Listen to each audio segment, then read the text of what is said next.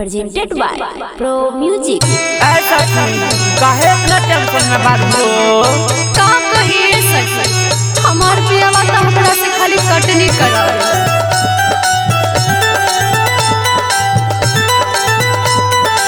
Music by Sabir बाबू।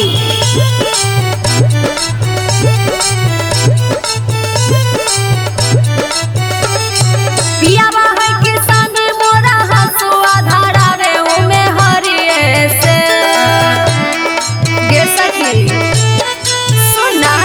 पियावा है किसान मोरा हसुआ धारावे ओमे हरिए से आय हाय कटनी करावे ओमे हरिए से।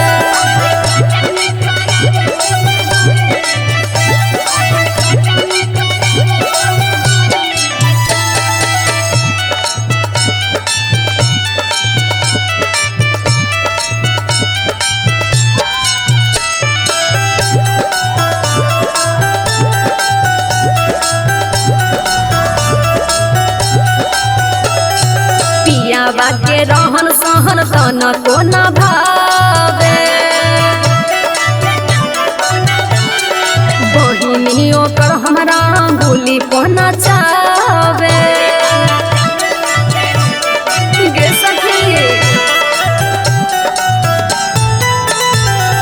पियावा के रहन सहन तन को न भावे बहिनियों कर हमरा भूली पहना चावे।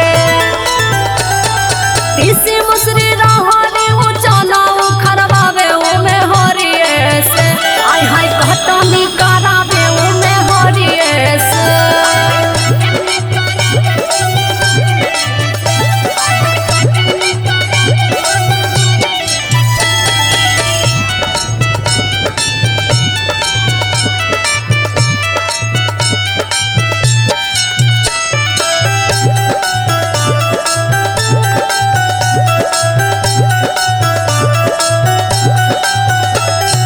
जवन जवन काम कबो नहिरा में न कैनी